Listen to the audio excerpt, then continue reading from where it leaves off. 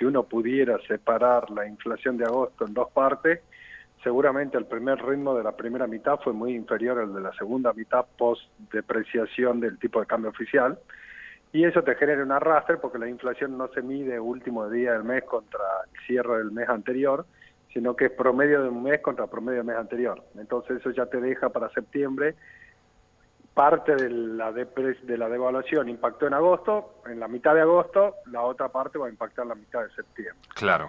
Con lo cual eso ya tenés un primer impacto. Sí. Un piso alto. Exactamente, si uno trabaja con los números de septiembre, si uno hago relevamiento de precios, pero tenemos un modelo de proyección, el modelo nos da 2 dígitos, puede ser algo inferior al mes de agosto, pero 2 dígitos, estamos hablando entre 10 y 12%, ¿no? No muy lejano a eso.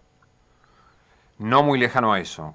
Con lo cual, teniendo en cuenta que estamos en un año electoral, que la elección es en octubre, que puede haber segunda vuelta, que el próximo que asume en diciembre, hay una incertidumbre electoral y política que golpea muy fuerte a todo esto, ¿no? Además.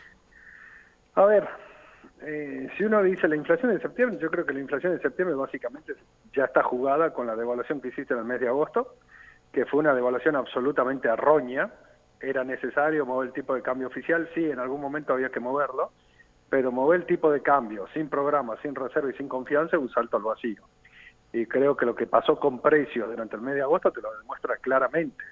Vos moviste el tipo de cambio 22% y muchos productos subieron más de 22%. Y cuando uno pregunta por qué, la respuesta es por las dudas. ¿Qué quiere decir por las dudas? Básicamente que no lograste revertir la expectativa. A pesar de que moviste el tipo de cambio 22%, todo el mundo piensa que hace falta mover más el tipo de cambio. Primer cosa. La segunda cosa es el gobierno está intentando mantener ahora el tipo de cambio en 350 pesos por dólar, fijo, con una inflación en 2 dígitos, con lo cual va retrasando el tipo de cambio. Exacto. Pero lo que es llamativo es que cuando vos devaluás, generalmente la devaluación lo que busca es buscar un equilibrio para un tipo de cambio retrasado. Sí. Ahora, cuando vos ajustás un precio relativo, yo ajusto el tipo de cambio, el resto de los precios los dejo fijo. Ahora, cuando yo muevo el tipo de cambio y por detrás empiezo a tomar medidas paliativas para que el ingreso no esté afectado por el impacto de la devaluación, lo que empezás a generar es una aceleración en el proceso de precios relativos. ¿Qué quiere decir esto?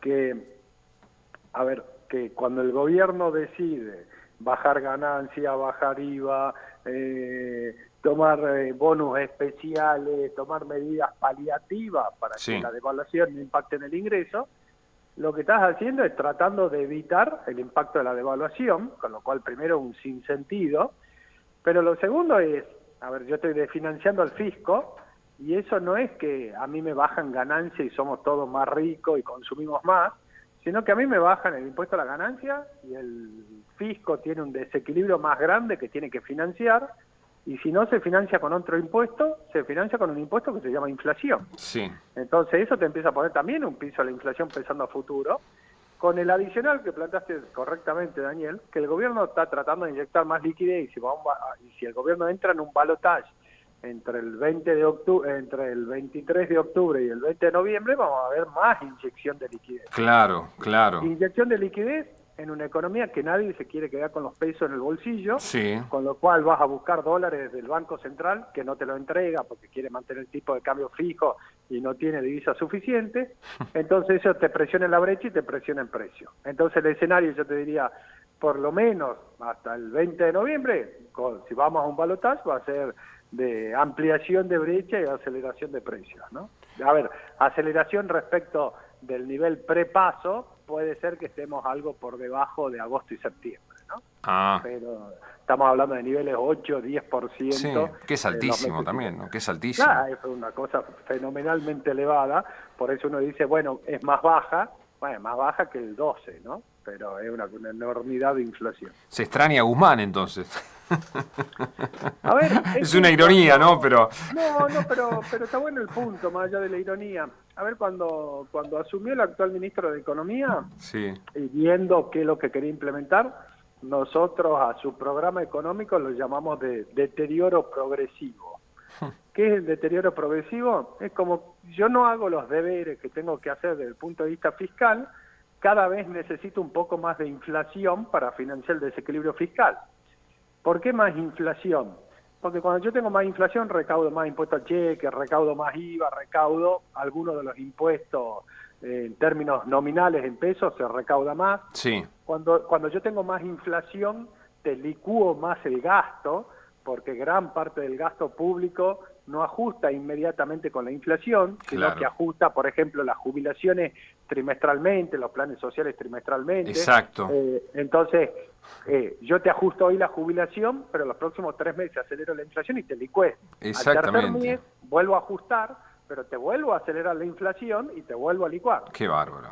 Y el tercer punto, que cuando hay inflación, el gobierno nos obliga a financiarlo teniendo más peso en el bolsillo. Exacto. No sé, yo hace un año salía con 2.000 pesos en el bolsillo y podía tomar un taxi y almorzar, y ahora para hacer lo mismo tengo que salir con 5.000 pesos en el bolsillo. Bueno, sí. Esa mayor demanda de peso es una forma de financiarlo del gobierno. Entonces este programa, en la medida que uno haga las correcciones fiscales que tenés que hacer, es un programa de deterioro progresivo. ¿Deterioro en qué sentido? Que cada vez necesito más inflación para financiar el desequilibrio fiscal. De hecho, hoy por hoy la inflación en los últimos 12 meses está en torno del 130%.